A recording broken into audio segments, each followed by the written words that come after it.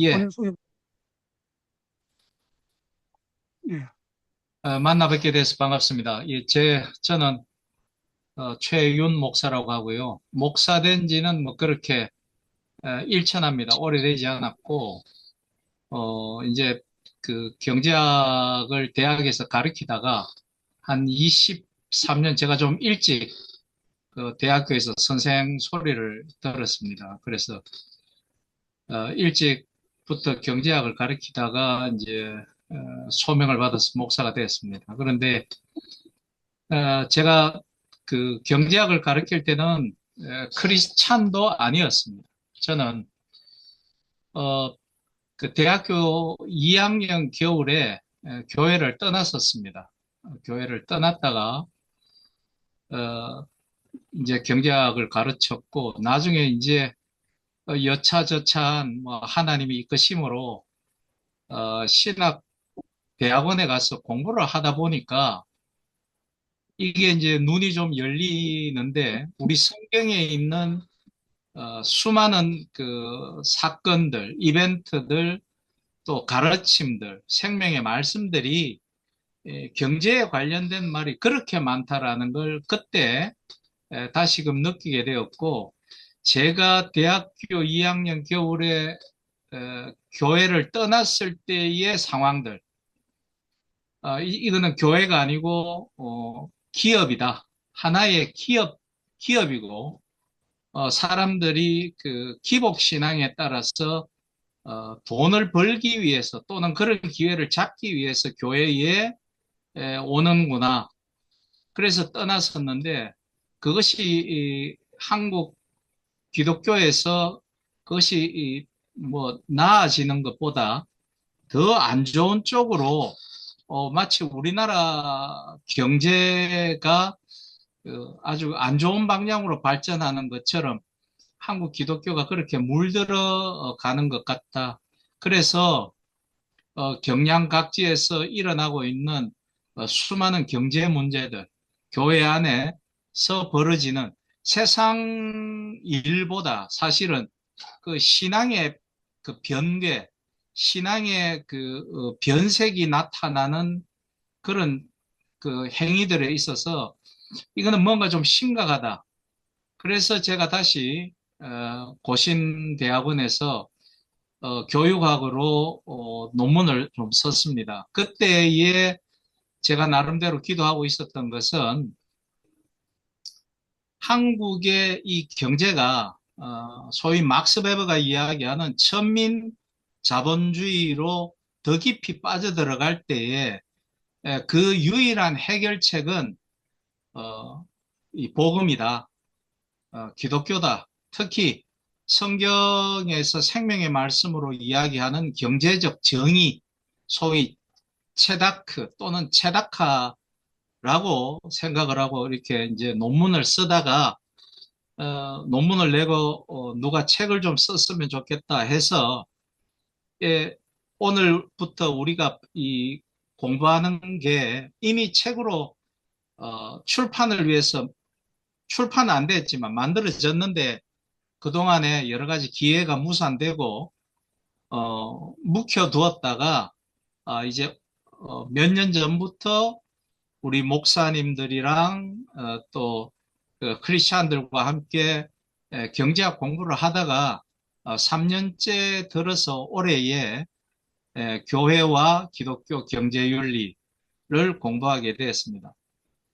그래서 오늘은 그 서론 개념으로 서론을 읽고 지금 그 제가 드린 같이 공유하고 있는 그 자료에서는 목차가 있는데 그 목차가 한 35개 과 정도 되는데 그걸 다 하느냐? 그거는 이제 이게 요번에는 요 강의가 지금 요 시간 외에도 목요일 날 똑같은 주제로 또 우리 한 팀과 이게 공부를 하고 있기 때문에 에, 그 1년 정도가 지나고 나면 이게 이제 책으로 나올 것 같습니다. 그래서 35개 과를 다 뭐 할 수 있으면 하겠지만 형편을 보아서 그렇게 같이 한번 생각해 보는 시간을 갖도록 하겠습니다.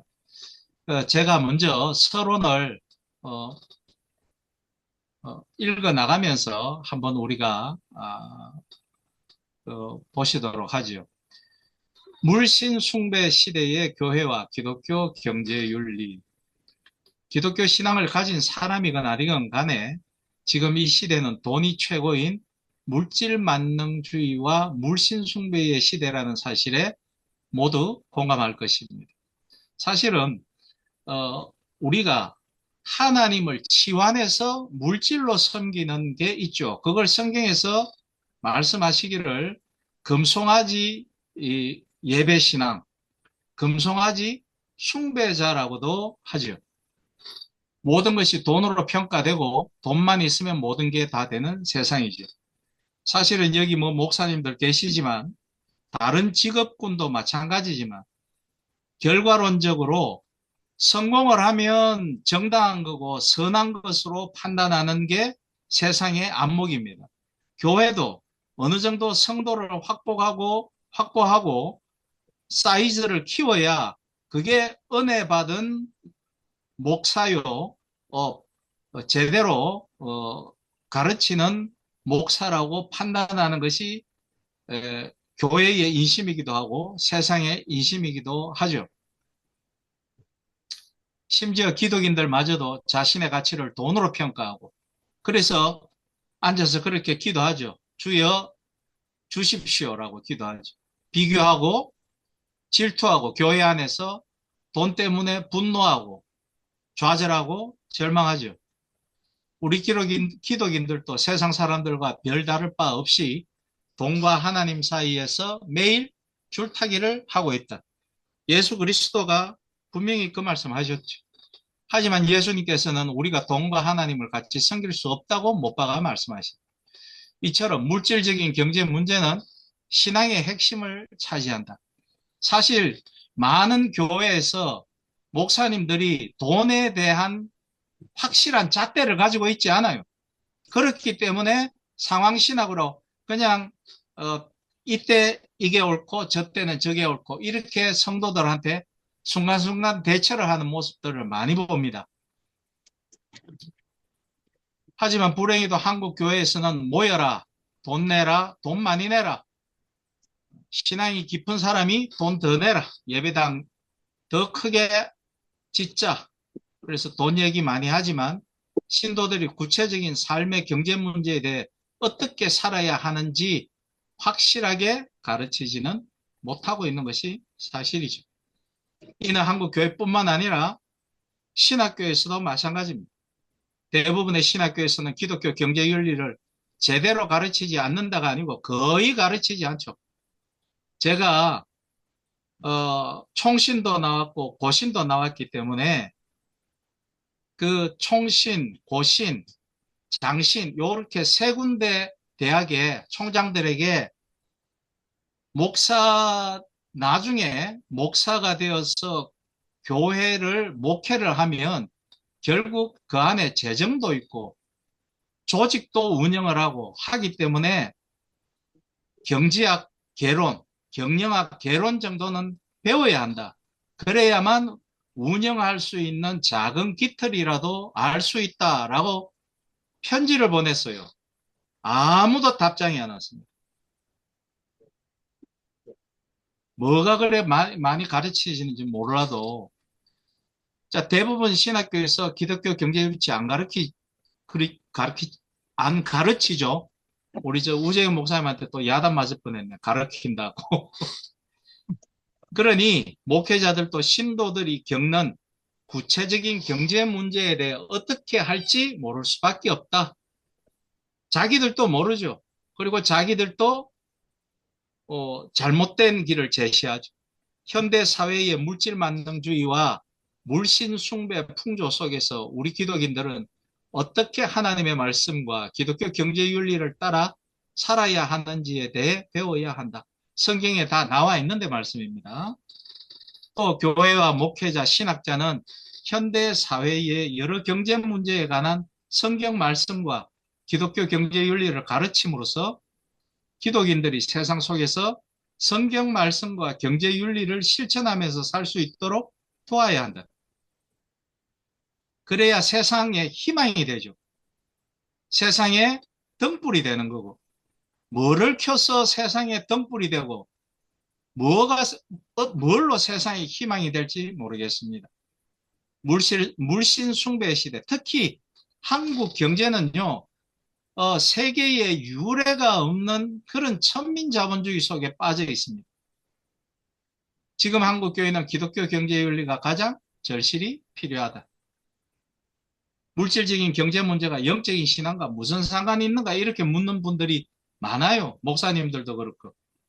보시죠. 성경은 우리로 하여금 믿고 구원에 이르게 하는 책이지만 우리가 살면서 겪어야 되는 경제 생활에 관한 축복의 원리를 잘 말해주고 있습니다. 특히 신약 성경에 보면 믿음에 관한 성구가 215개, 구원에 관한 성구가 218개, 거의 같은 동급으로 나오죠. 금전과 물질, 재정에 관한 성구는 2086개나 된다. 10배가 넘는다.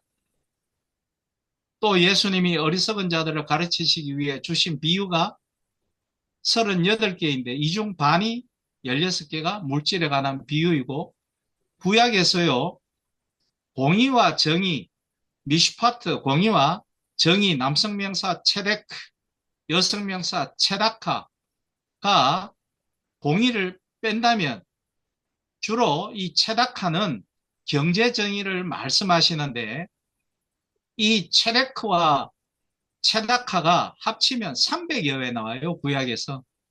그만큼 경제 정의를 중요시하게 말씀하신 겁니다. 왜냐?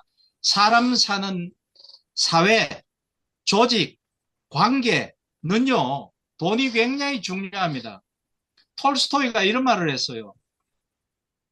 당신의 부모를 죽인 원수와도 화해를 할 수 있으나 당신에게 빌려간 돈을 갚지 않는다면 그는 곧 원수가 될 것이다.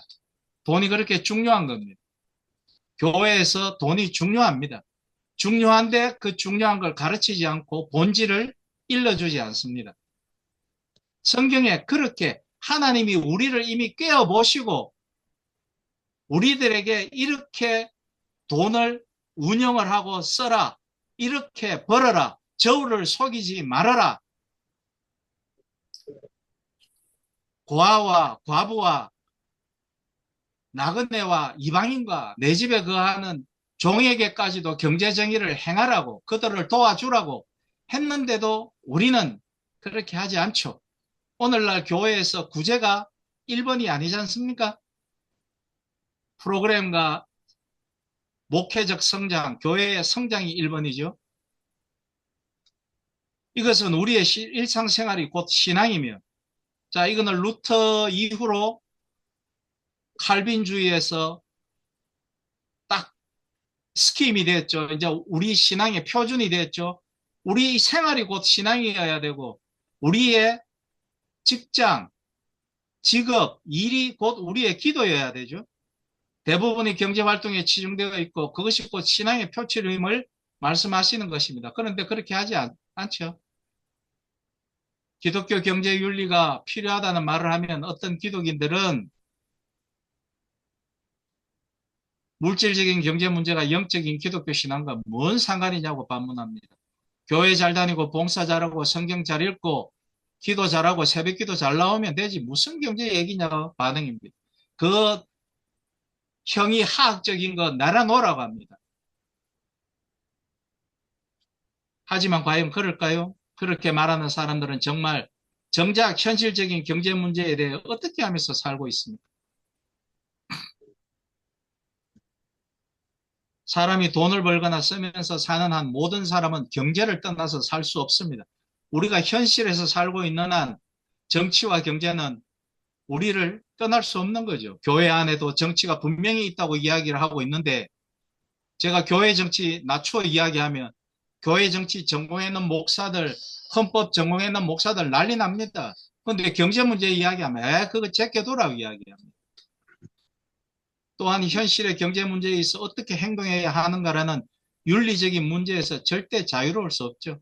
모든 사람은 자기 나름대로의 경제학과 경제윤리를 가지고 있습니다. 이건 내가 복음 쓴 거하고 똑같은 거죠. 바로 경제를 배우지 않고 자기 나름대로 다 경제 전문가라고 생각합니다.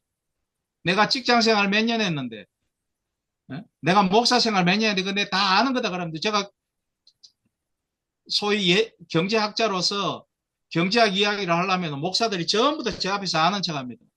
자기 안다는 겁니다. 주식도 웬만히 해봤고, 코인도 해봤고, 경제 문제 막 이야기합니다. 본질을 모르는데 뭘 안다라는 거죠. 마치 인터넷에서 병에 대한 몇 가지 처방, 그 다음에 진단 몇 가지 보고 의사 선생님들, 여기 의사 선생님들 계시는데 의사 선생님들 앞에서 함부로 내가 내 병 진단하고 판단하고 처방 내리는 거하고 똑같은 짓 아닙니까? 성경에 나와 있는데도 그대로 배우거나 가르치지 않고 경제학자가 이야기하는데도 절대 귀 기울이지 않습니다. 내가 복음을 쓰는 거죠. 자신이 지금 돈을 벌거나 쓰면서 살고 있다면 자신만의 경제학과 경제윤리를 가지고 있는 셈인데 그것을 바르게 보려고 하지 않는다. 다 조금 알고 있는 지식으로 침소붕대해서 다 안다 이렇게 생각한다. 강원도 태백에 예수원을 설립한 고 대천덕 신부. 우리가요 기독교 경제윤리 이런 면에서는 솔직하게 말씀드리겠습니다. 로만 캐톨릭을 따라가지 못합니다. 대천덕 신부가 말하는 토지와 경제 정의에서 물질적인 것과 이 대천덕 신부가 토지와 경제 정의를 먼저 이야기한 건 아닙니다. 헨리 조지라고 미국의 그 진보와 빈곤이라는 책을 쓴 그분이 토지 공개념에 대해서 가장 먼저 말했고 대구의 옛날 효성여대 효성 카톨릭대의 그 헨리 조지의 토지 공개념을 연구하는 학회도 있습니다. 자, 물질적인 것과 영적인 것은 분리될 수 없죠. 우리는 이분법적인 것을 따르지 않습니다. 이원론을 따르지 않습니다. 물질적인 문제는 기도와 영적 전쟁 없이는 해결될 수 없으며 영적인 문제는 현실의 삶, 즉 실제적인 문제를 직면하지 않고는 해결될 수 없습니다. 라고 대천덕 신부가 말했습니다. 성 베네딕트는 이를 노동이 기도요, 기도가 노동이라고 짧게 표현했습니다. 즉 벌써 그 루터와 칼빈이 이야기한 직업 신수설을 베네딕트도 이야기를 했다라는 거죠. 많은 기독인들이 대천덕 신부를 좋아한다고 말하지만 정작 대천덕 신부가 경제 문제에 대해 어떻게 말했는지는 잘 모르고 있다. 비단 대천덕 신부뿐만 아니라 예수님을 비롯해 12사도와 속사도, 교부들, 종교개혁자들이 경제 문제에 대해서 수없이 말하고 가르쳤지만 정작 대부분의 기독인은 안타깝게도 이를 잘 모르고 있다. 지금부터라도 신도들이 깨어나 기독교 경제윤리에 대해 배워야 한다. 교회가 가르쳐주지 않는다면 스스로 찾아서라도 배워야 한다. 그래서 이제 밑에 이원론과 영지주의 뜻에 빠진 한국교회 보시죠. 예수님을 비롯해 우리보다 앞서간 수많은 신앙의 정인들이 가르쳐 왔듯이 기독교 신앙은 물질적인 경제 문제와 영적인 신앙의 문제를 분리하지 않는다. 기독교 신앙은 영적인 것과 물질적인 것이 분리된 이원론이 아닌 영적인 것과 물질적인 것이 하나로 통합된 이론론에 가깝다. 즉 물질적인 문제가 영적인 문제다. 그런데요, 놀랍게도 이 기독교적인 세계관을 경제 개념에 투영시킨 일찍이 선각자가 있었습니다. 그 사람이 마르크스입니다.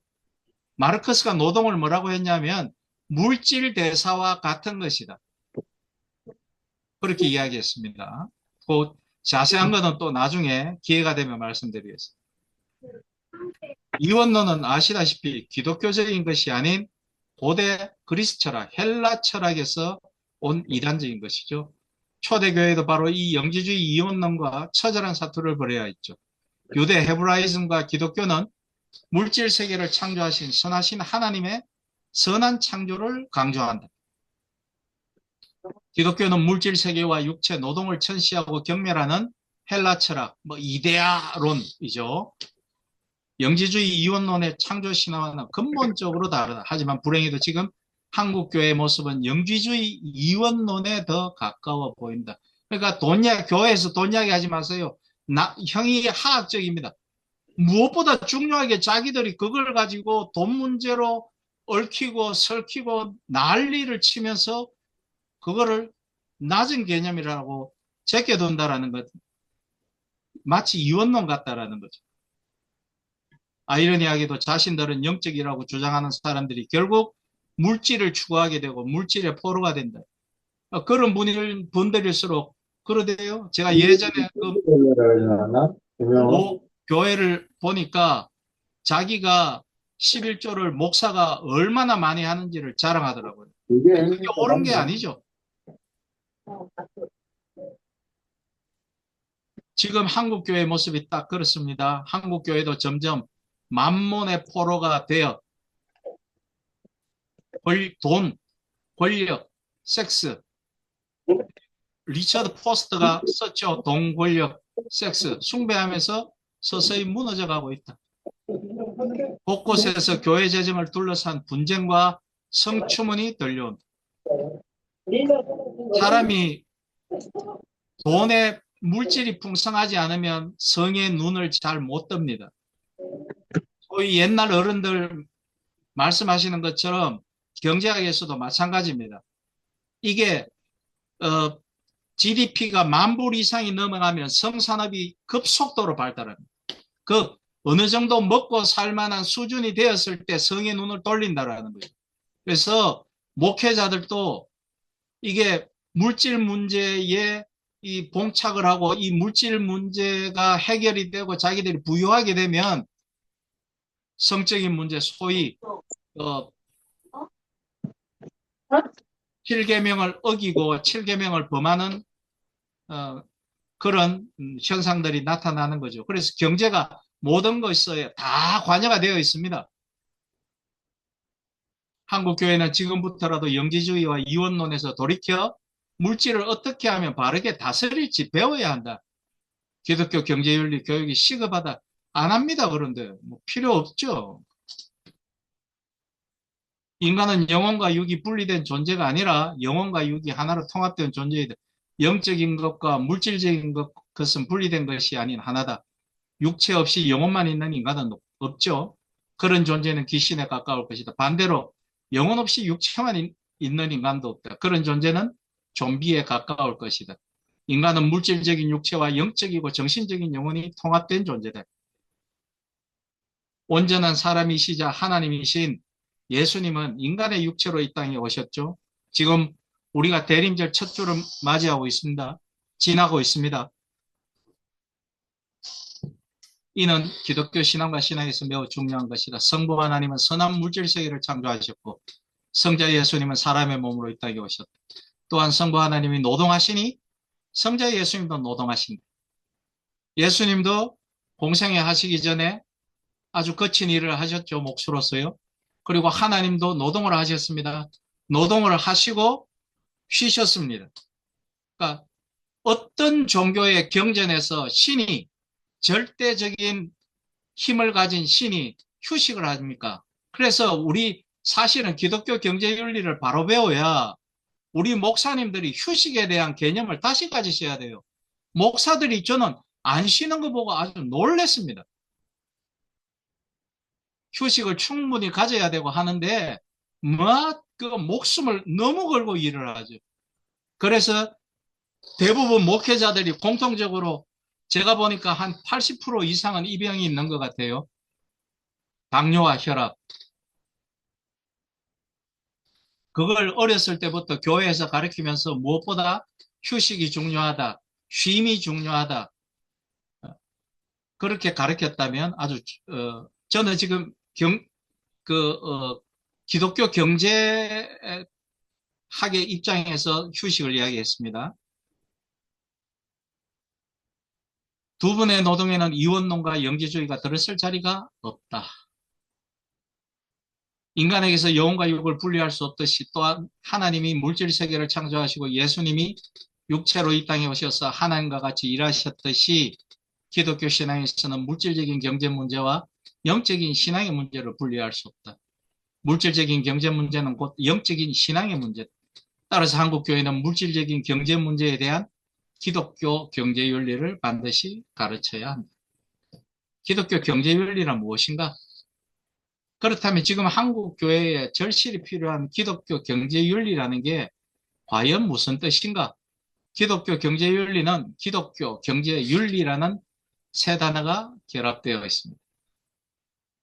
기독교는 우리가 너무나 잘 알고 있는 단어고, 또 국어사전에서 기독교를 보면 이렇고, 또 그래서 뭐 경제는 보면 그래서 그 밑에 패러그래프로 내려가겠습니다. 예. 그 경제, 이코노미 거기 보죠. 경제라는 말은 청지기를 뜻하는 헬러 오이코노모스에서 유래했다. 그러니까 경제학은요, 성경에서 유래한 겁니다. 그러니까 우리 기독교인들이 경제학을 배워야 되는 거예요. 원래 경제라는 말은 청지기를 뜻하죠. 오이코와 노모스가 합해된 말이니까. 가정과 관리, 이게 합해진 말이라. 집안 살림을 맡아서 살림살이 하는 것과 세상의 여러 경제는 모양과 크기만 다를 뿐 사실상 본질은 같습니다. 기독교적인 경제는 소유가 아닌 하나님이 창조한 것을 맡아서 살림살이하는 청지기적 소명을 뜻한다. 이게 굉장히 중요한데요.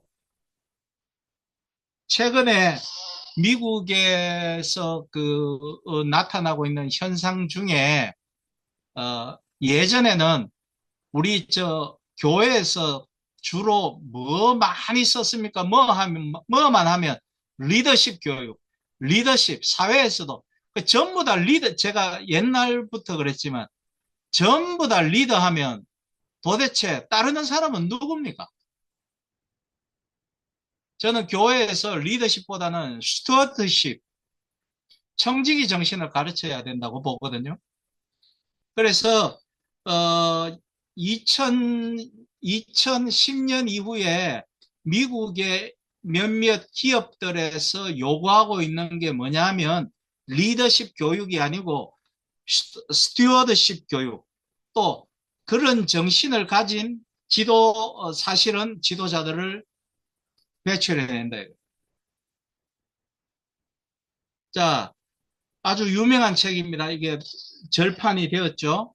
존 러스킨의 나중에 온 이 사람에게도, 우리 신약 성경에 나오죠. 포도원 품꾼들에게 아침 9시에 나가서 포도원의 일꾼들을 데려오고 오후 5시에 나가서 포도원 일꾼들을 데려왔는데 나중에 임금 줄 때는 똑같이 한 세계를 주니까 9시에 일하러 온 일꾼들이 포도원 주인에게 항의하죠.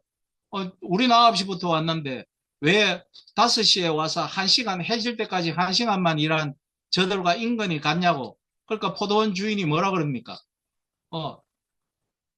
니한테 내가 약속을 하루 일하면 한 세겔 주기로 했잖아. 그래서 한 세겔 주었고, 나는 저들에게 한 세겔 약속을 했기 때문에 한 세겔 주었다. 뭐가 불만이냐? 한 세겔 주었지 않느냐? 내 것이나 갖고 기쁘게 돌아가라. 그렇게 이야기하죠. 그래서 나중에 온 이 사람에게도 너와 똑같이 주는 것이 내 뜻이니라. 그래서 우리는 그것을 하나님의 절대 주권이라고 이야기합니다. 이게 생명의 경제거든요. 존 러스킨의 이 책이 굉장히, 막상 찾으면 빨리 안 보이고,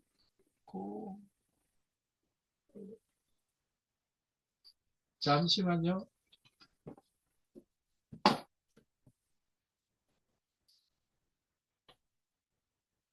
요 책입니다.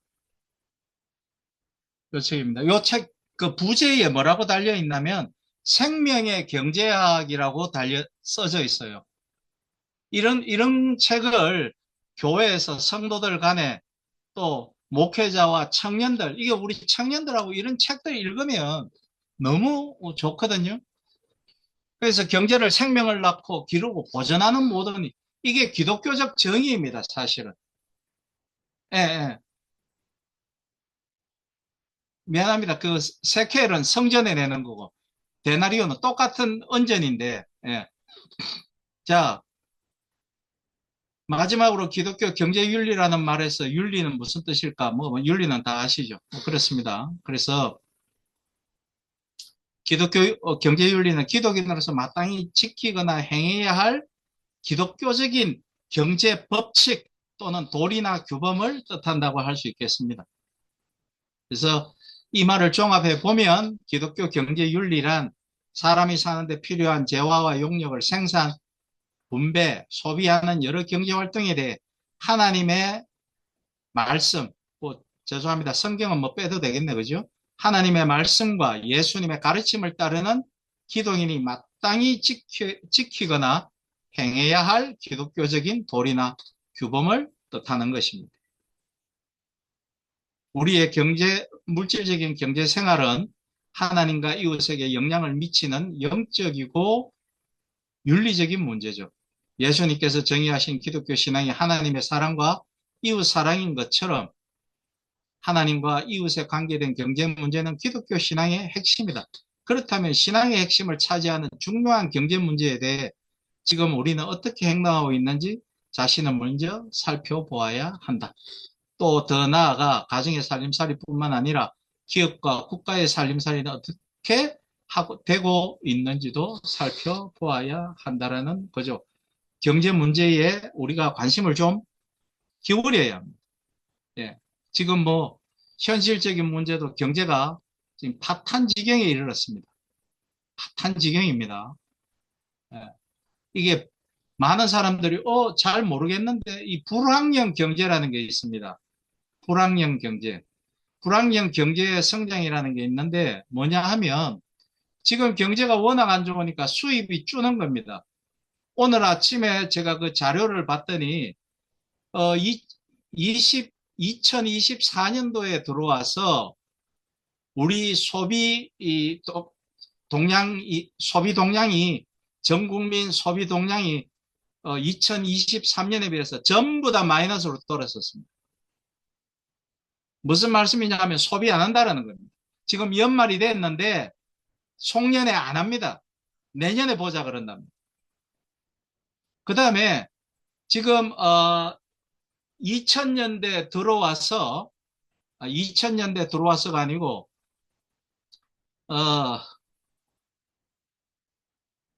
그 외환 위기인 2008년도 이후에 전 세계적인 외환 위기인 2008년 이후에 우리나라에서 명품 소비가 급감한 때가 지금 2023년 말부터 24년 지금 전체입니다.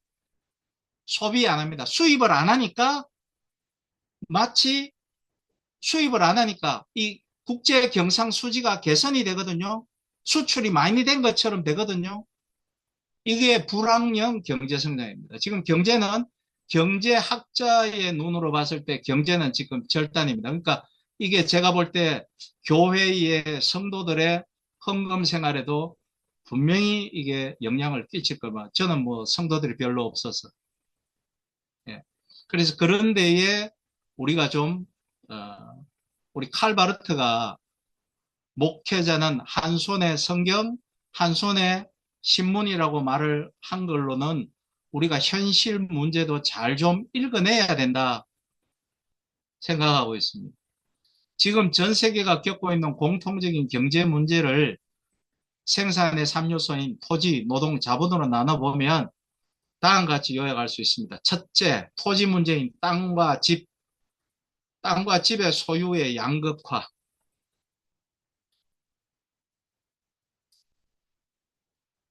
이로 인한 빈부의 양극화, 부동산 투기와 부동산 거품 붕괴에 따른 경제 금융 위기, 하우스 푸어와 렌트 푸어, 주거 및 상가, 세입자, 철거 및 문제 등이 발생하고 있죠.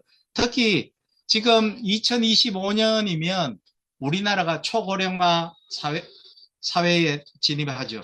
부산은 이미 몇 년 전에 우리나라에서 제일 먼저 초고령화 도시로 진입을 하였고, 부산의 도심의 공동화, 도심의 철거 문제, 도심의 재개발 문제가 심각하죠. 그럼에도 불구하고 부산에 청년들이 없습니다. 전부 다 양질의 일자리를 찾아서 서울로 경기도로 올라갑니다. 왜? 지방에서 지자체가 제대로 하고 있는 게 없고 나라 전체의 경제 정책이 골고루 지방과 수도권을 오가면서 되어 있지 않습니다. 한 곳에 모아줍니다. 그것이 집중화 전략인지는 모르겠으나 이게 지금 심각할 정도입니다.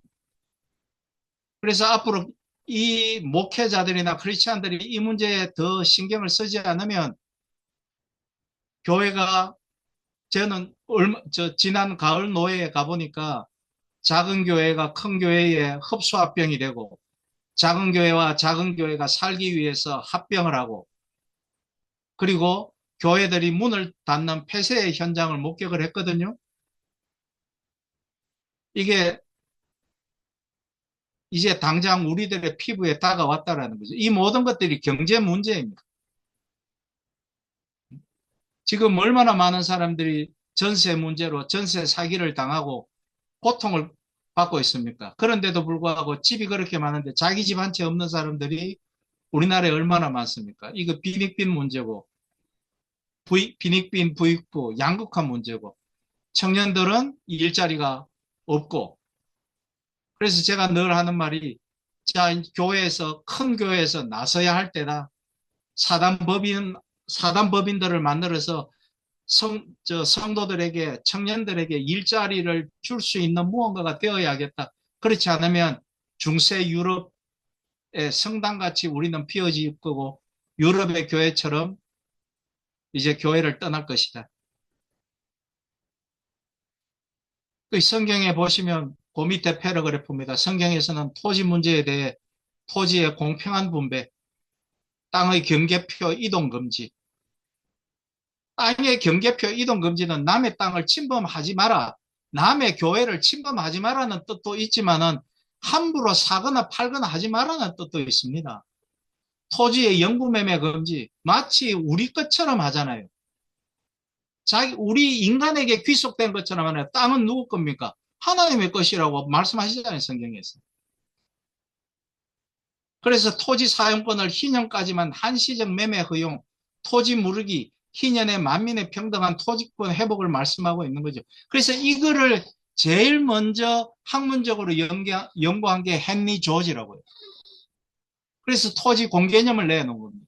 토지는 하나님이 우리에게 사유화를 한 게 아니라, 근데 이 토지 공개념을 또 재밌게도 헨리 조지가 성경 말씀으로 풀이한 것도 있지만 토지 공개념을 원칙적으로 가지고 있는 비크리스찬들이 있었습니다. 그게 누구냐? 바로 아메리칸 인디안들입니다. 아메리칸 원주민들이죠. 그래서 처음에 백인들이 식민지 상태에서 그 인디안 추장들에게 우리 땅을 좀 다오 이러니까 그 이해를 못했답니다. 왜 땅을 줘야 되지? 이 사람들은 그 들소떼를 따라서 사냥터를 옮기고 했기 때문에 땅의 개념, 니것 내 것이 개념이 없었던 거예요. 자, 노동 문제에 대해서는 안식년과 희년의 모든 이스라엘 사람을 품꾼과 종의 상태에서 해방하도록 말씀하고 있다. 예? 자본 문제에 대해서는 안식년에 갚을 수 없는 빚을 탕감하고 지금 우리 전부 다 성경대로 살자, 성경대로 하자 이러는데 이렇게 합니까? 안 하잖아요. 빚 탕감해 줍니까? 안 해주잖아요. 가난한 동족 이스라엘 사람에게는 구워주고 이자를 받지 말 것을 말씀하고 있다. 요거 지키는 게 누구라고 해? 기독교인들은 이자 받죠. 기독교 은행은 이자 받습니다. 그러나 무슬림 은행은 이자 받지 않습니다. 그거를 무슬림 꾸란의 스토크법이라고 반드시 정하게 되어 있어요. 나중에 그거에 관해서는 또 말씀드리겠습니다. 이런 성경 말씀에 담긴 하나님의 뜻은 무엇일까? 토지, 주택, 부동산에 대해서는 모든 사람에게 토지와 주거에 대한 권리를 보장하라는 것이라고 해석할 수 있다. 노동고용에 대해서는 모든 사람에게 노동에 대한 권리를 보장하며 땀 흘려 열심히 일해서 만든 노동의 열매를 누리게 하는 것이라고 해석할 수 있다. 마르크스 오해하지 마십시오. 마르크스 절대 오해하시면 안 됩니다. 마르크스의 그 자본론 일권은요, 마르크스가 자본론을 쓸 때는 우리 저 우재영 목사님은 여러 번 저한테 들으셨겠지만 그 사람이 원래 공산주의 하자고 하는 게 아닙니다. 마르크스의 원래 본명은 모르드게입니다. 유태인이고 자기 아버지가 루터교로 그 개신교로 바꿈에 따라서 자기도 개신교인이 됐고 이름을 칼 마르크스로 개명을 하죠. 그리고 마르크스가 자본론을 쓸 때는 영국이 산업혁명을 통해서 부강한 나라가 되고 그것이 프랑스와 독일의 산업혁명을 영향을 줘서 엄청나게 유럽에 부가 넘칠 때인데 그럴 때 마르크스는 본 거죠. 사람이 사람을 얼마나 착취하고 있는지. 그때 가장 노동 착취를 당한 계급이 바로 3살, 4살 아이들부터 시작해서 가장 많이 죽었고 영국에서 가장 많은 그 산업재해가 바로 3살, 4살짜리 아이들이었어요. 12시간이 넘는 노동 환경에 처했고 강제적인 노동. 그 다음에 누구겠습니까? 소녀와 과부들이었습니다. 이 소녀와 과부는 성적인 추행, 뭐 강간, 폭행 이걸 넘어서 또 역시나 마찬가지로 과도한 노동, 노동 탄압, 노동 착취, 적은 임금, 적은 임금이 하고 임금의 착취, 일 시키고 돈 안 주고 임신시키고 그러니까 영국이 환경, 보건, 의학적으로 그 당시 난리가 났었고 그래서 우리가 지금 뭐 또 책을 읽고 있는데 그래서 그 마르크스는 그 당시에 자기가 태생인 유대인이 그리고 어렸을 때부터 배웠던 성경의 눈으로 유럽을 봤더니 이 사람의 인간의 가치가 돈으로만 평가되고 돈으로만 보이고 노동의 가치도 인정받지를 못하니까 마르크스가 일어난 거예요. 그래서 자본론이란 건 자본의 성격을 쓴 책이에요. 연구한 책이에요. 거기에 뭐 공산주의 하자 없습니다. 그런데 교회가 그거에 대해서 눈을 감고 있으니까 마르크스가 뭐라고 썼느냐? 종교는 아편이라고 쓴 거예요. 사람들 교회에 오면 저 사람들에게 이룰 수 없는 꿈과 희망을 던져주고 기도해라. 그러면 이루어진다고 하고 그 사람들의 삶에 대해서는 삶을 바꾸어 주려고 교회가 정의와 공의를 행하지 않았기 때문에 마르크스가 교회에 실망해서 그렇게 쓴 겁니다. 우리 그 우재영 교수님은 저하고 같이 자본론을 우리가 1년 공부하면서 아, 우리가 마르크스로 오해하고 있었구나. 그렇게 한 거죠. 바로 알아야 됩니다. 뭐 모르면 마르크스 이러면 아, 뺄게이, 공산주의. 지금 우리나라에 뺄게이가 어디 있습니까? 자꾸 누가 뭐 민주당 사람들 보고 저도 민주당 지지하지 않아요. 종북. 지금 종북이 어디 있습니까? 지금 누가 북한에 갑니까? 누가 북한을 지금 대단히 뭐 정치적인 발언에서 뭐 하지만 종북 놀이는 윤석열 씨가 더 하는 것 같은데요. 윤석열, 김건희 그러면 옛날 김일성 받듯이 받드는 모습을 보고 저는 그거라고 생각을 합니다. 어쨌든 저하고 그런 보는 방향이 다른 분들에게는 좀 죄송합니다. 자, 그래서 땀 흘려 열심히 일해서 만든 노동의 열매를 누리게 하라는 것이라고 해석할 수 있다. 이게 나중에 우리 본 챕터 들어가면 배우겠습니다만은 유럽에서 자본주의가 발흥하게 된 그게 이 기독교 세계관이 성경 말씀이 그걸 제공을 하는 거죠. 열심히 일하고 땀 흘리고 그 다음에 휴식을 가지고 그 다음에 절제하고 절제가 필그림들에게는 금욕으로 다가가고 청교도들에게도 금욕으로 다가간 거죠. 그래서 그런 걸 바로 알면 참 재미있습니다. 자, 그 다음에 자본 대부에 대해서는 가난한 사람이 다시 일어날 수 있도록 이자를 받지 말고 구워주고 도저히 갚을 수 없는 빚은 탕감해 주라는 것이라고 해석할 수 있다. 경제 문제에 관한 여러 성경 말씀에 담긴 하나님의 뜻을 현실의 구체적인 경제 문제에 어떻게 적용하고 실천할 수 있는지를 제시하는 것이 바로 기독교 경제윤리. 한국 교회는 하루빨리 기독교 경제윤리를 가르쳐야 하지만 불행히도 우리나라뿐만 아니라 지금 전 세계의 경제 현실은 이런 하나님의 뜻과는 정반대로 가고 있다. 자, 특히 이제 그러니 이 세상이 점점 더 고통스러워지는 것이죠. 살기 싫은 것입니다. 그러니까 젊은 사람들이 아예 일을 놓아버리죠. 해도 안 되니까. 해도 안 되는 게 아니고 돈 좀 벌어서 뭐 좀 살만한 거 하려니까 경제적인 온데간데 없으니까 전세 사기 치고 그 전세 사기 쳐봐야 크게 뭐 최근에 지금 가장 많이 받은 사람이 13년 받았습니까? 뭐 20년 받았습니까? 그 사람 뭐 마지막 항소하고 항고하고 이래 올라가서 20년이 딱 굳어진다 하더라도 들어가가 돈 있는 사람은 그 완전히 나쁜 그 죄인들 아니면 감방에 가면 감형이 많이 되잖아요. 특히 돈 있는 사람은 감방에 있는 사람 교도관들에게 환심을 사기 때문에 아주 그 모범수로 해가 감형되거든요. 그 20년 받으면 한 10년 살면 나오고 그러죠. 그 예전에는 경제사범들은 아무리 길어봐야 7년 이상 살지 않습니다. 그리고 갚을 돈이 그 내놓을 돈이 없다 그러면 자꾸 감해주죠. 네. 그 재벌 2세들 재벌들 깜빵 가면 금방금방 나오잖아요. 그게 정의입니까? 더 심각한 문제는 돈을 제일로 여기는 세상 사람들은 차치하고라도 기독인들마저도 성경 말씀에 담긴 하나님의 뜻과 기독교 경제 윤리에 대해 잘 모르고 있다는 사실이다. 오히려 기독인들이 경제 문제에 있어 세상 사람들보다 더 하나님 말씀에 정반대되는 일을 할 때도 있다. 성경을 읽기 위해 촛불을 뻥치죠. 11조를 많이 내기 위해서 세상 사람들을 속입니다. 그렇게 해서 돈을 법니다.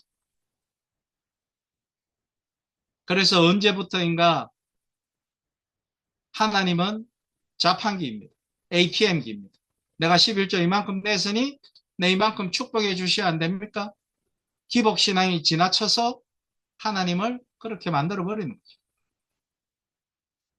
그것이 참으로 두렵고 떨리는 일이 아닐 수 없습니다. 한국 교회와 기독인들은 하루빨리 경제 문제에 대한 기독교 경제 윤리를 가르치고 배워야 한다. 더 나아가 한국 교회와 기독인들은 경제 생활에서도 하나님의 말씀을 삶의 기준으로 삼아 이 세상이 하나님께서 원래 의도하신 하나님 나라에 점점 더 가깝게 만들어 가야 할 소명과 책임이 있다. 그래서 우리를 부르셨지 않습니까?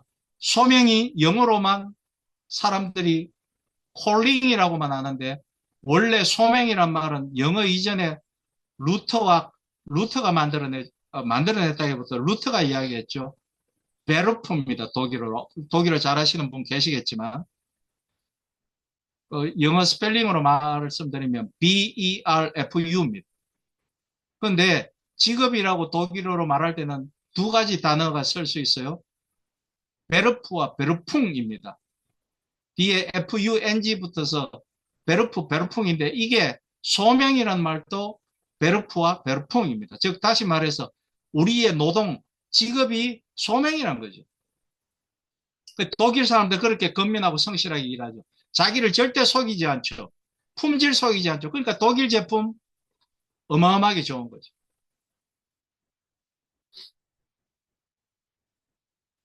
하나님 말씀으로 이 세상에 하나님 나라를 힘써 이루라고 하나님께서 우리를 선택하시고 구원해 주신 것입니다. 하나님 말씀에 순종하면 우리나라 모든 국민이 복을 받게 된다. 저는 믿습니다. 저는 이런 걸 통해서 교회가 진짜로 세상 사람들에게 이러한 경제 윤리를 펼쳐 보일 때 복음이 더 잘 확산되리라고 믿습니다. 지금 전도의 길이 다 막혔잖아요. 찌라시도 안 되고, 죄송합니다. 전도지도 안 되고, 안 되잖아요. 삶으로 전도를 해야 되는데 안 되지 않습니까? 하나님의 말씀은 지금도 변함없는 약속의 말씀이기 때문이다. 하지만 하나님 말씀에 불순종하고 오히려 반대로 행한다면 이 세상은 점점 더 고통과 제약이 가득하게 될 것이다. 특별히 신앙의 핵심을 차지하는 경제 문제에 대해 우리 기독인들부터 하나님의 말씀에 기초한 기독교 경제 윤리를 배우고 실천하여 이 세상을 하나님 나라에 가깝게 만들어 가야 한다. 예, 오늘 서로는 이쯤에서 마치겠습니다. 마치고 혹시 질문이나 또 오늘 들으셨던 어, 내용 중에 감상을 말씀해 주시고 공유해 주시면 제가 또 배우겠습니다. 감사합니다.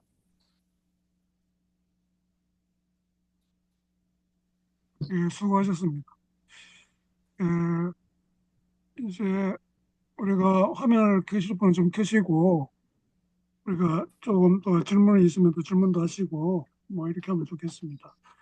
또 우리 경제학자 한 분이 또 앉아 계시는데, 우리 이재일 교수님이, 예, 다 경제학을 했는데, 뭐 연구한 부분이 좀 다르고, 우리 이재일 교수는 저 경제 사상사를 했죠. 예. 그 나중에 경제 사상사도 한번 따로 이제 이 교수한테 좀 배워야 되고, 그래, 우리 구름님은, 그래, 어떻게 조금, 뭐, 다 아시는 내용이고 한데, 또 이게 들어보니까 어때요? 아이고, 예, 강의 잘 들었고요. 기독교 경제 윤리에 대한 그런, 아주 투철한 그런 생각을 가지고, 계신 것을 잘 느꼈습니다. 예, 그런데 이제 이거를, 물론 성경에 이제 경제에 대한 그런 규범적인 내용들이 많이 있는데, 이걸 이제 오늘날 어떻게 이걸 실현할 것인가 라는 문제에 있어 가지고는 워낙 상황이 많이 바뀌었기 때문에 성경의 신약이나 구약에 있는 내용을 그대로 가지고 와서 과연 실현시킬 수 있을까? 네, 잠깐만요.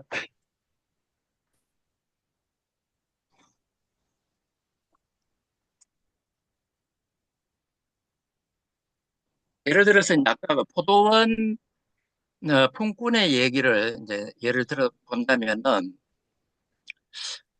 예, 그 이제 원래의 아마 뜻은 그 구원에 관한 문제일 것 같아요. 그러니까 이제 가장 늦게 들어온 사람이 이방인이라든가 아니면은 세리와 창녀 죄인들 이런 사람들에게도 동일한 이제 구원이 베풀어진다라는 의미의 어떤 비유라고 생각이 되는데 이걸 만약에 현실에 적용을 한다면은 이걸 모든 사람에게 동일한 임금을 준다고 해석을 할 수 있을까?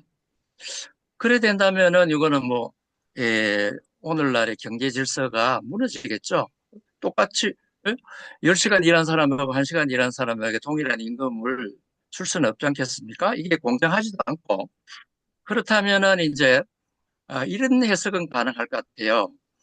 어, 한 데나리온이라는 게 결국 노동자 하루의 생활비니까 그 최저 생계비를 보장한다는 의미에서 한 데나리온은 동일하게 줄 수 있다. 이런 해석은 가능할 것 같은데 무조건 동일한 임금을 준다. 이거는 좀 현실적으로도 안 맞고 어, 어떤 공정성에서도 안 맞다고 생각이 듭니다. 그리고 여기 이제 이자 문제도 그런데 이자라고 하는 게 결국은 그 당시에 구약 시대에는 어, 이게 이제 가난한 사람들이 생활비가 없어서 돈을 빌려가는 그런 금융이었기 때문에 이자는 받지 마라. 이게 이제 계속 중세까지 내려왔는데, 그런데 이제 칼빈의 경우 같으면은 이미 시대가 바뀌어가지고 투자를 위한 위에서 돈을 빌리는 현상이 생기니까 그거는 어, 뭐 빌릴 수도 있고 그것에 대해서는 대가를 지불해야 되니까 이자도 받고 또 주고 해야 된다. 그래서 이제 계속해서 구약 시대부터 중세까지 이 금융업이 금지가 돼 있었단 말이죠. 그때는 이거 금융업을 고리대금업이라 이렇게 이름을 이렇게 붙였는데 그게 금지돼 있었지만 8년에 와서 이게 합법화가 어, 되지 않습니까? 그래서 어, 구약의 혹은 신약의 경제 원리를 기계적으로 현대에 와서 갖다 쓰면은 상당히 좀 시대착오적인 현상이 생길 수가 있다는 이제 느낌이 들어요. 그리고 이제 마르크스 같은 사람이 자본론을 썼을 때, 물론 여기에 뭐 공산주의 하자는 말은 없지만, 여기 자본주의라고 하는 것은 착취의 어떤 체제이기 때문에 아주 악한 제도이고, 그리고 자본주의는 내재적인 법칙에 의해서 반드시 망한다. 이거를 증명하려고 한 것이 이 자본론이기 때문에 사실상 공산주의 하자는 말은 없어도 자본주의의 필멸, 자본주의는 분명히 망한다. 아, 따라서 뭐 선택은 공산주의밖에 없다. 이런 식의 논리가 전개되기 때문에 어, 이거를 이제 마르크스를 조금 그런 식으로만 해석하면은 오해가 될 소지가 있지 않겠는가. 뭐 그런 생각을 해봤습니다. 예. 예, 좋으신 말씀입니다. 우선은, 아까 말씀드린 것처럼 문자적으로 우리가 성경을 읽기 시작하면 다 오해가 되죠. 말씀하신 것처럼 똑같은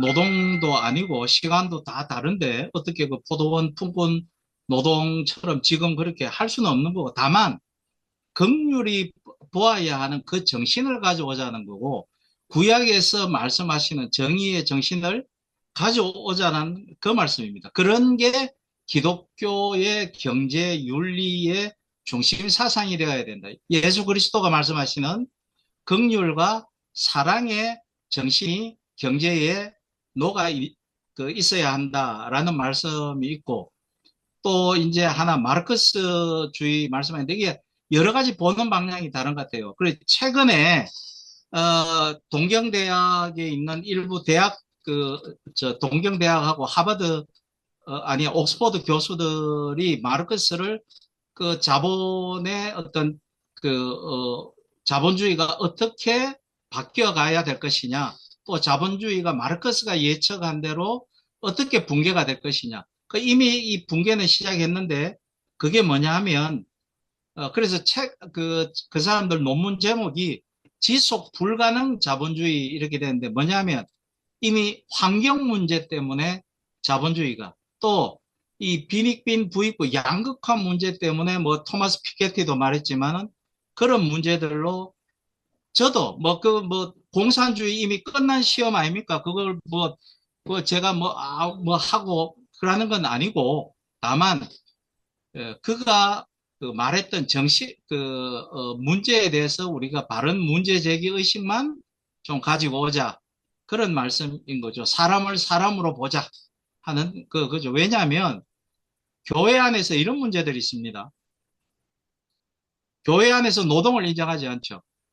교회 안에서 열정페이 인정합니다. 특히 부교역자들. 최근에 부교역자들에게 저도 이제 저는 부교역자들이 없습니다만은 4대 보험을 준다 하더라고요.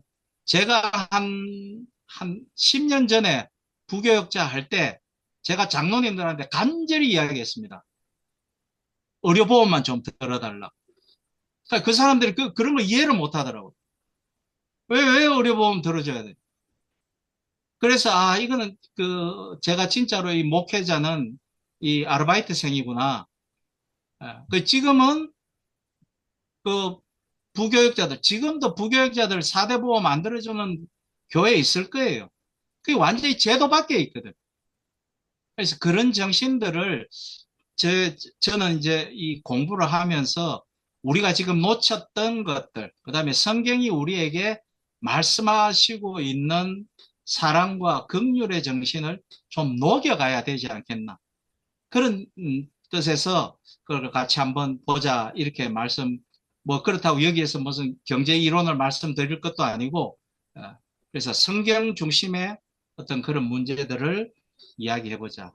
미처 놓치고 있었던 것들. 그 말씀. 예. 예, 아이고, 그 정신에 대해서는 뭐 저도 공감합니다.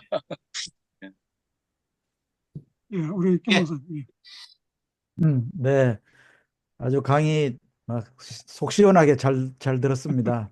네, 고맙습니다.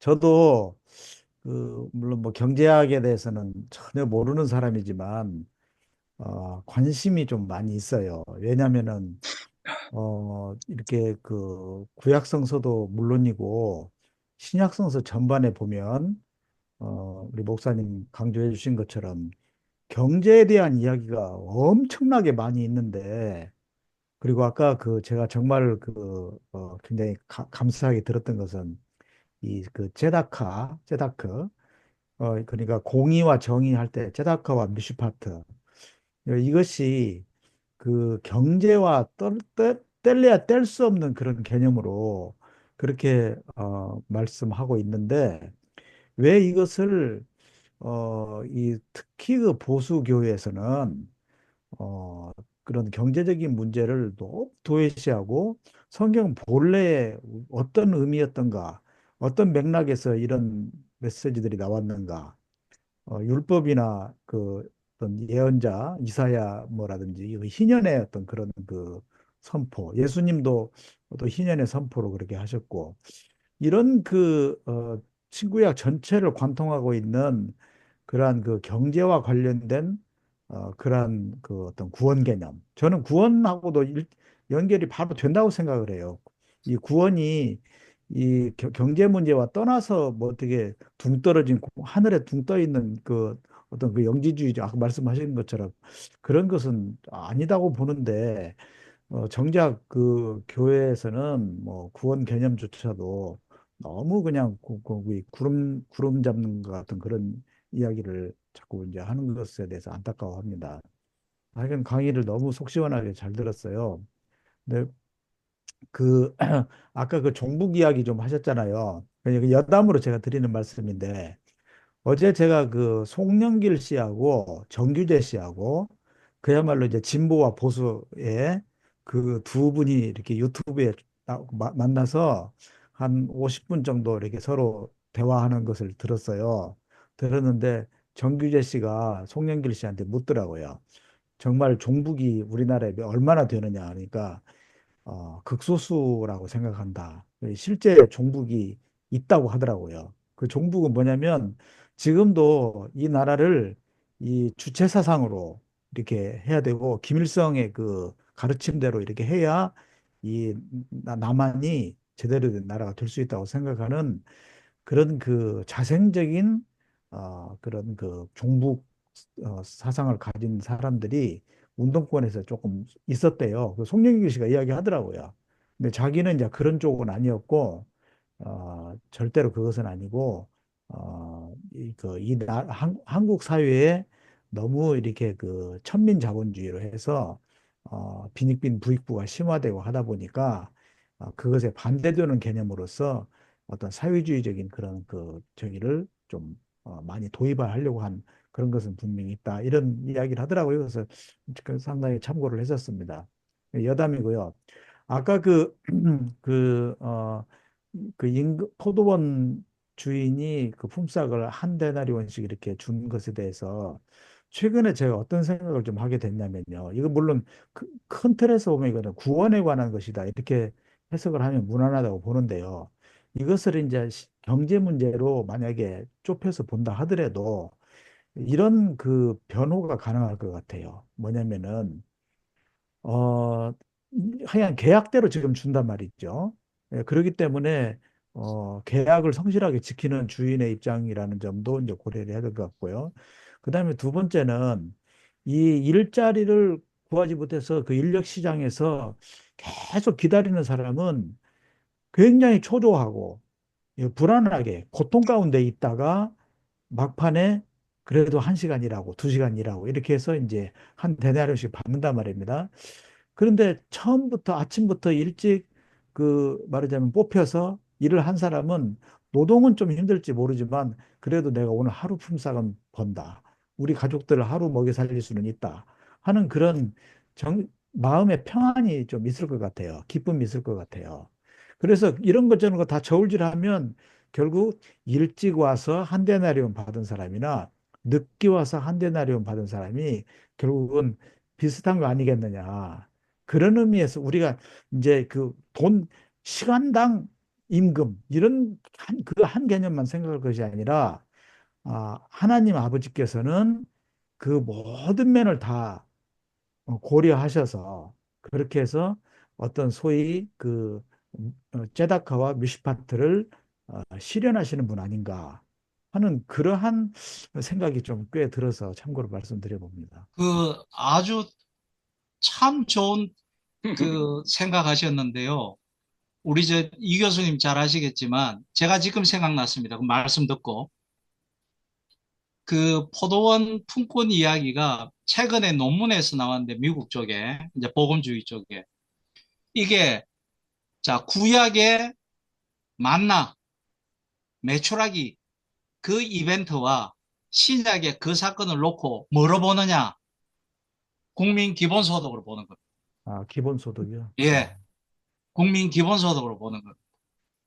그래서 이렇게 제가 야, 참 학자들은 그런 거 뭐 우리 교수님이나 우 교수님이나 다들 아시겠지만 자꾸 그런 걸 가지고 막 디스커션하고 생각해보고 해야 되지 않습니까? 그 제가 참 멋진 발상들이고 좋은 생각들이고 성경의 그 정신에 딱 걸맞는 생각들이다. 그래서 국민소득 제가 아마 그거를 나중에 그 챕터에 써놨을 겁니다.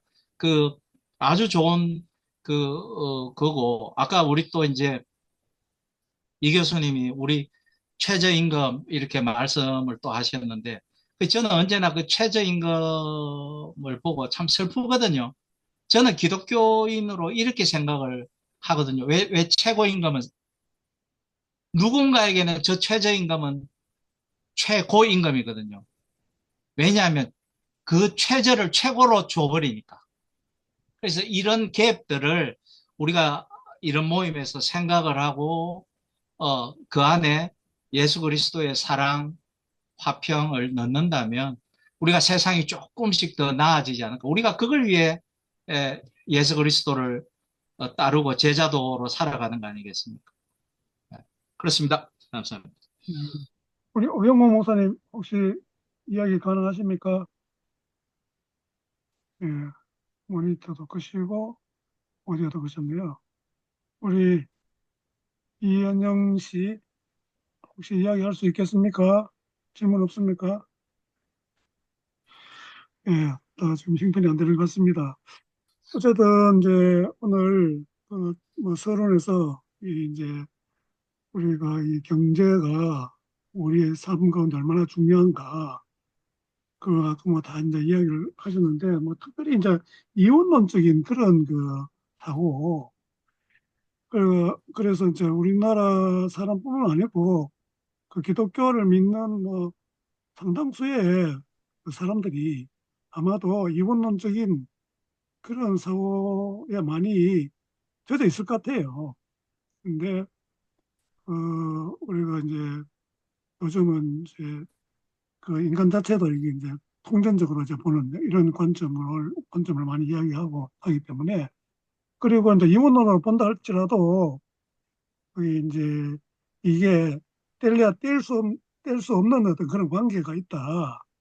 아까 뭐 단자 이야기를 하셔서 뭐 이제 또 같은 반복이 될지 모르겠는데 그런데 이제 의외로 우리가 이제 그런 사실을 잘 모르고 이제 신앙생활을 하고 또 목사님들도 거기에 대한 깊은 이해가 없이 자꾸 뭐 영적인 뭐 하나님 나라 뭐 어떤 천국 뭐 이런 이야기만 자꾸 하니까 이제 문제인데 사실은 우리 이제 거기 구원론 이것도 진짜 중요한 게 지금 우리가 살아가는 이 삶의 현실이 바로 하나님 나라를 누리고 살아가는 것이다. 하는 이런 걸 많이 또 가르쳐 줘야 되고 그래 이제 뭐 다 잘 아시는 거지만은 그 웨슬리가 이야기한 것 중에 유명한 말 있잖아요.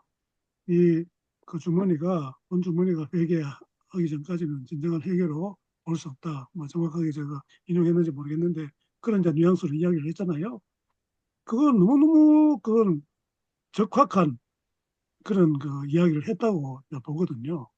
그만큼 이제 사람이 이제 변했다. 그런데 그 사람이 그 물질에 대해서 제너러스하지 않다.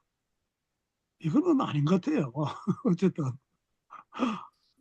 그러니까 오히려 이제 우리가 잘못된 인식 때문에 돈을 많이 벌어가지고 교회 많이 헌금하는 것이 신앙이 좋은 것 같이 이렇게 많이 가르치는데 그러니까 목사님들부터 이런 걸 좀 배우고 하고 올바른 그 경제관을 잘 가르쳐 줘야 된다고 이제 생각을 하는데 그래서 이걸 많은 사람들이 나중에 이제 목사님들이 또 볼 수 있도록 제가 또 많이 또 풀이고 뭐 이렇게 하겠습니다. 네, 이것도 감사합니다. 핵심되는 그런 이야기를 해주셔서 너무 감사하고 앞으로 많이 이제 기대를 하고 또 이런 시간들을 통해서 이 경제뿐만 아니라 우리가 이제 다른 모든 분야도 이 영적인 이런 게 이제 다 연관되잖아요. 뭐 이제 이걸 더 나가면 나중에 다 이야기 나오겠지만은 뭐 이제 직업 아까도 다 이야기를 이제 하셨잖아요. 그 직업하고도 연관되고 뭐 하는 모든 일이 이제 그렇게 연관되는데 이게 이제 사실은 어떤 세계관도 있어야 되고 여러 가지 어떤 구원론, 기독교적인 어떤 신학 이런 전반적인 것이 다 어우러져야 되는데 그런 것이 사실 교회에서 잘 교육을 못하고 이제 있다 보면 되죠. 근데 성경을 가르치긴 한데 성경은 성경이고 우리의 삶은 삶이고 이 따로 노니까 그걸 계속해서 적용하고 이게 우리 지금 살아가는 육신을 가진 우리로서는 이 문제를 어떻게 적용하고 해야 될 것인가. 그 우리가 뭐 매일 큐티하고 뭐 그게 적용도 있고 하지만은 그런 부분에서 많이 약하지 않은가 이런 그런 생각이 많이 들어요. 그래서 저도 뭐 이제 경제가 중요하다는 걸 이제 알지만은 이제 가리늦게 이제 따로 뭐 공부하기 사실 또 힘들고 또 뭐 진짜 뭐 복잡하고 뭐 그렇잖아요. 그래서 뭐 책은 사보기는 하지만은 이런 시간을 통해서 이제 기독교적인 어떤 그런 관점에서 이 경제를 어떻게 이해하고 우리 신앙생활에 도움을 받을 수 있는가 이것만 해도 경제에 대한 그런 안목이 많이 달라질 수 있겠다 이런 좀 생각은 가지고 있습니다. 그래서 앞으로 이제 한 30시간 넘게 그렇게 이제 하셔야 되는데 좀 많은 사람들이 또 이렇게 직접 여기 들어가서 또 질문도 하고 또 토의도 하고 이러면 참 좋겠습니다. 오늘 수고 많으셨습니다. 감사합니다. 예, 예, 수고하셨습니다. 고맙습니다. 고맙습니다. 감사합니다. 두 주 뒤에 만나 뵙겠습니다. 다음 주는 예레미야 우리 이제 김현철 우리 그 목사님이 계속할 겁니다. 자, 마치겠습니다. 네, 안녕히